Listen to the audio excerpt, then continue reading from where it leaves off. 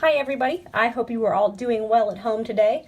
We wanted to go ahead and post some craft ideas that you can do in your own home with certainly supplies that you have around the house. First one we're going to work on is the tulip. I'm a big fan of the Pella Tulip Festival, and I know they have canceled it because of the coronavirus, and so I want to bring some tulips to my house. So you might say, what if I don't have any origami paper? I am lucky enough that I do have origami paper in my home. But if you don't have origami paper, I guarantee you have a substitute. So one of the substitutes that I have made is actually a square that I cut from wrapping paper. Luckily enough, or unfortunately maybe, I am out of Christmas wrapping paper for the season, but this is some blue that I had from a baby shower. Or you can even use full sheets of paper. This is just construction paper. And I am going to show you how to cut this down into a square. So if you do have construction paper or you're using a larger piece of paper, it's pretty easy to make your own square. You can do a small square just by folding in from the edges and getting a straight line. Or if you want to be a perfect line, you can fold all the way to the other edge of the paper. And you can just cut off this excess. And then you have your starting square of paper. So I cut off that excess, and now I have a square to start folding with. I will tell you that if you use construction paper and go to the farthest edge, you will end up with gigantic tulips. I am going to use this origami paper because it's a little bit easier to see and a little bit easier to manage on my small screen that I'm showing you. So to get started with your tulip, I want you to turn your page and take one corner to the other corner. And then I go down the middle and then out to the edges. I'm not gonna lie and say that my origami is super precise because it's not. That's just not really my style, but it all works out in the end and I think it still looks good, right? This is just for me to enjoy. So now we have a line down the middle and two sides, and if you have ever folded a paper airplane, you can handle this tulip stem.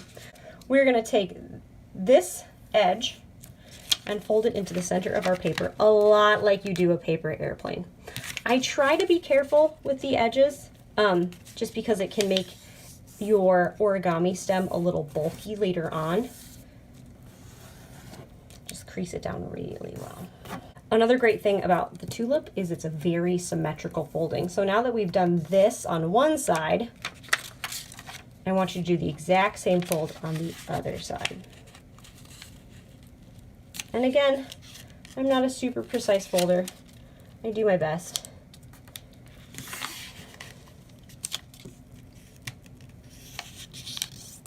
All right. And I have seen people use like popsicle sticks or butter knives to fold down their creases. You just run it along the edge. I just tend to use a fingernail, mainly because I forgot to grab a butter knife. Okay. So our next fold is going to be another symmetrical fold, and it's going to be the same fold that we just did. So we're just going to take this edge of the flap and fold it into the middle again, very much so like a paper airplane. If you're worried about how this tip isn't very neat, I can tell you right now that that end is going to go inside your tulip, so you don't have to worry about it being super nice. And then, again, symmetrical fold, we're going to flip it over and do the same fold over here. Very, very paper airplane-like.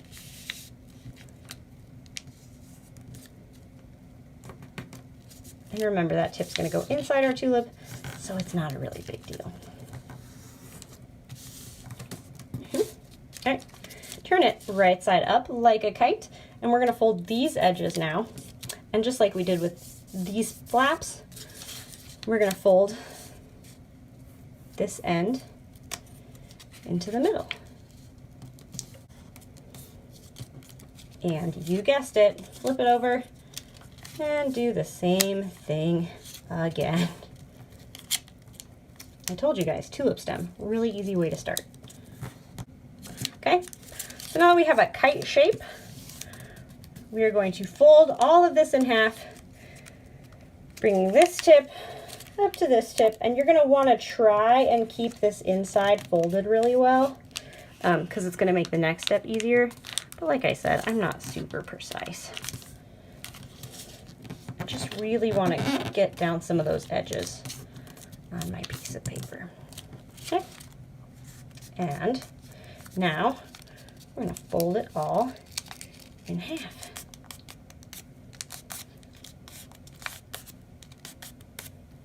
Okay, so now this is the tip where our tulip flower is going to go, and this is the leaf that comes off the side. What you can do is you can change how this crease is folded at the bottom. So you can pull it out a little bit and then refold it at a new angle if you want to change how far away your flower is from your tulip. I tend to like a little bit of a closer one so that hopefully I can get my flower to stand up.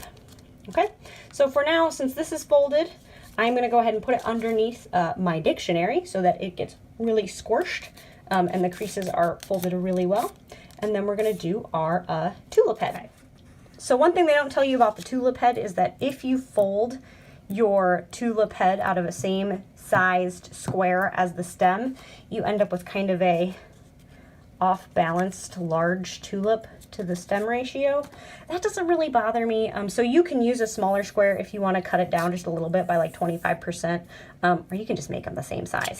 So to start off our tulip, we are going to take this corner and fold it to this corner. A lot of origami starts the same way. So with origami paper, starting it this way just lets us cover up the inside piece of paper, the inside color. Not all origami paper is the same color on both sides. Okay, so now that we have a triangle, I'm gonna get that crease nice.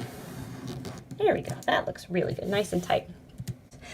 This tulip is also a symmetrical folding origami piece. So what we do to one side, we are going to automatically do to the other.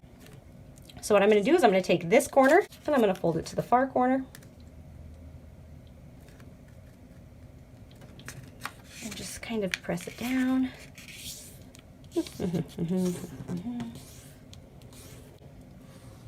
And I'm gonna unfold it. So just like with the stem, all this middle line is really gonna end up doing for me right now is being a guideline for where I'm making my folds. So we're gonna go ahead and make the outside petals of the tulip, folding only as far as the middle line. You can decide how far you want that tulip petal width to be. So if you want a much wider bloomed tulip, you'll go a little bit farther down, or if you want a more of a closed bloom tulip, you're gonna keep it up closer to this middle point. And again, you're gonna do the same thing to this side.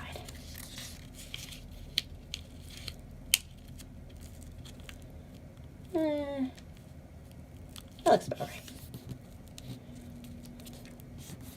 Okay, so now we have our petals, but we don't have those distinct kind of rounded flat edges that are on the edges of our tulips. So we're gonna flip it over. And now we're gonna fold these corners in. You don't fold it all the way into the middle. This is, I've kind of figured out, just like a two preference thing.